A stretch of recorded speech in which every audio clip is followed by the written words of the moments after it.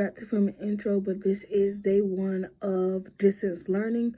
Today's video, I'm just going to be showing you what we are doing in class, which, as you all know, distance learning is our class is going to be online, which we are doing it through this app called Zoom. So I hope you guys all like the lesson for today, and this will be day 1 of distance learning.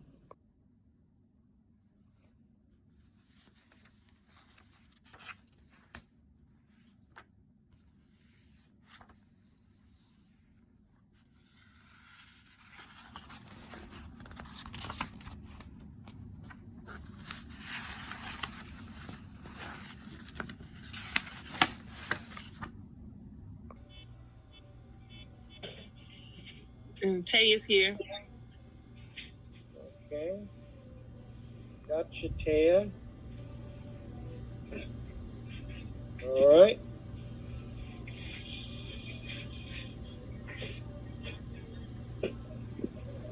Okay.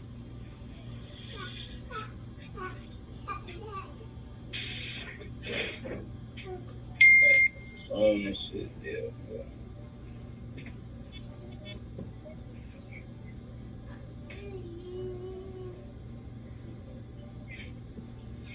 Somebody said they haven't got the email from Zoom to even log in yet. I'm not sure the number. It's 318-194-597 is the ID. No, she said the email. I guess she can't make an account yet. Well, you don't have to make an account. Okay.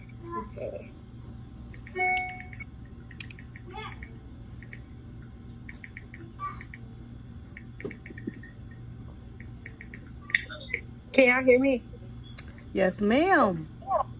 Okay. I don't know how to do it on my computer. What do you mean?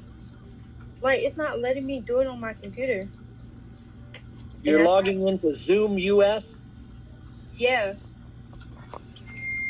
Well, Zoom. Well, I got a MacBook, but Zoom asked me to download it on my computer. That's what I did on my MacBook. It works best. It wouldn't let me keep it in my browser. Me either. It takes like 2 seconds. Just download it. Yeah, it won't take long.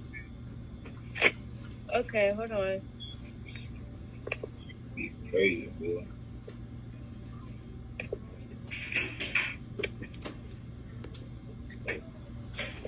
Cookie, out. Go. Get out. Oh. Cassidy, girl.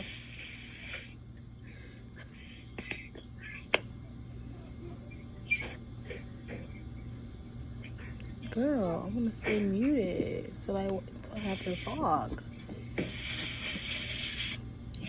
Okay, we're going to have about 10 minutes more on this session before it cuts us out. So, yeah, you don't need video. If anybody's trying to get on, all you need to do is have audio so you can hear and see the portion. Okay. Once it logs us out in about 10 minutes, wait about 5 minutes, and then we'll have everybody log back in so we can go ahead and complete the session tonight. So we should be able to get through everything fairly quickly tonight. With the same code? The Okay, guys, so this login is code for the session is 318. Okay, guys, so this is the part of the video where I'm doing distance learning because of the virus going on, so we have to do our education online. So this is the app called Zoom Meeting, and what my professor is doing is actually teaching his lectures online and having us do our tests as well as finals and everything online.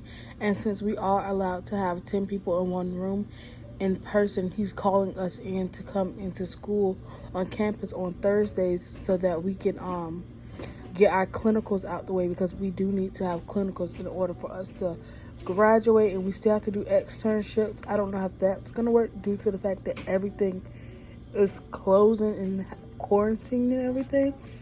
But guys, this is what you're seeing us all trying to figure out how to use the website. Everybody's trying to log in and everything. So yeah, so just bear with us while we figure out how to use this app.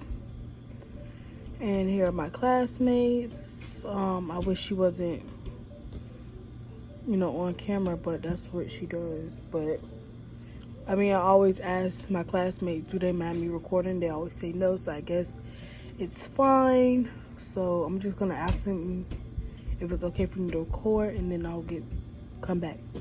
Okay, guys. So I just got the okay that I can record. So let's get back to the video. All right. One of the things when we're done with the PowerPoint tonight, I need you all to send me just a quick email, either through Jupiter or through my email for here at the college, stating you were here attending the lecture on the PowerPoint. All right? Okay. Let's see here. Do what now? I just got in. Yeah, just make sure you send an email stating you were on the line for the PowerPoint tonight, either through Jupiter or to my email account here at the college. Okay. All right? All right. Oops, let me go back here. Mr. Forrest, what chapter is this? Chapter 7. Okay. Let's go back here. 2 slides. Do we just message you and just say we were here? Yes, just message me. All right, with punctuation and all, one of the important things, of course, anytime you're sending out communication from your medical office, the first letter of the first word in any sentence is always going to be capitalized. You want to make sure that I is always capitalized. The first letter of any proper name also needs to be capitalized. You want to spell out all numbers at the beginning of a sentence rather than just marking a number, because that may make the person think, well, this is paragraph 4 or 5, instead of spelling out 5 or 4.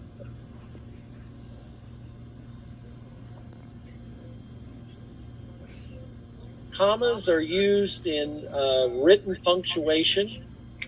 Semicolons you want to utilize before certain words, such as however, therefore, for example. And any time that you're going to be separating, address is going to be centered, and the date is going to be over to the right, and then everything else is going to be there to the left.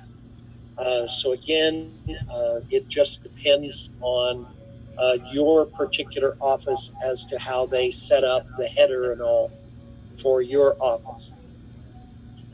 The different types of formats that are utilized, the full block we just saw in that example. Your modified block has, like we said, the letterhead is going to be there in the upper center or to the left, depending. Then you're going to have your date, closing, and signature block centered or to the right. Your semi-block or modified block, commonly you're going to have indented paragraphs, 5 spaces in to allow then for that denoting of each of the paragraphs. So this shows full block. This shows the modified block with your date and your sincerely and name block all being to the right. Your semi-block has the date, sincerely, and signature block all the way to the right. Now, most offices utilize a letter template format. So again, whatever your particular office software management utilizes as their template, that's commonly then what you're going to be using in the office to write any letters going out to your patients. Preparing your letters, business letters should be enclosed in business size envelopes. So again, to ensure timely delivery, you want to make sure the envelope is using simple black font of at least 10-point size. And usually it's either going to be 10-point or 12-point. You want to put a space between city and state and 2 spaces between state and zip code. Now, again, a lot of your post offices have gone to the zip code where you have your 5 code plus 4. So again, whatever your particular post office utilizes, make sure you're using the proper zip code configuration. You also want to make sure you're only using those approved abbreviations in your addresses as denoted there earlier. Again, this gives you an example of the envelope itself, your return address, commonly in the upper left corner, and then centered just slightly to the right will be the delivery address of the recipient. With memorandums, we use portrait orientation for most documentation. You want to try and maintain a 1-inch margin, and you want to have 4 headings: who the memorandum is to, who it's from, the date, and your subject of the memorandum. So this gives an example of a memorandum. So this is being put out to the staff from the doctor, the date, and it's discussing holiday hours. So again, it's telling in the actual portion of the memorandum when the office is going to be closed over the holiday break. Emails that we're sending out that are considered to be professional emails, of course, you need to make sure that you're using all professionalism in composing these emails. You want to separate your email addressees with semicolons if you're addressing more than one individual. You want to start with a greeting, and then you want to refrain from using all caps because, again, in emails that denotes you're shouting at the person. So no caps except for the first letter of the beginning of your sentences. You always want to end with either thank you or sincerely. And then if you need any attachments that need to be added to your email, if they're out, you also want to make sure you're keeping a copy of any word processing that you've done of documents. And any patient-related documents, you've got to keep in mind these need to be maintained as confidential so that, again, that patient information is not being disclosed outside of the need to know.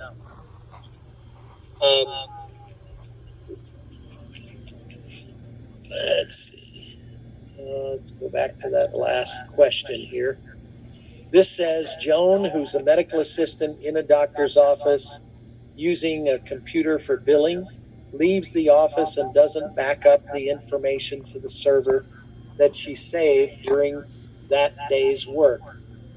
Now,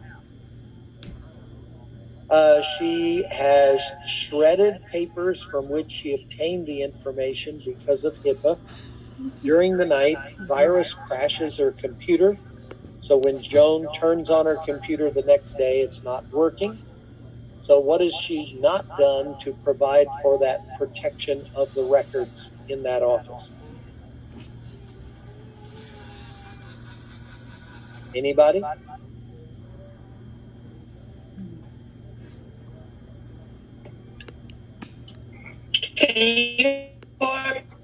She shouldn't have shredded the paper. All right, she shouldn't have shredded things. She should have had a copy. All right, she should have made a copy or saved the information. Yeah, save as you go. And she should have uploaded it to the EHR. All right, good. All right. Well, that finishes our PowerPoint for tonight. Like I said, make sure everybody emails me stating that you were in the session so that I have documentation that you were online. And we'll see you on, well, tomorrow night. I'll see you all again for your MOA 115 class.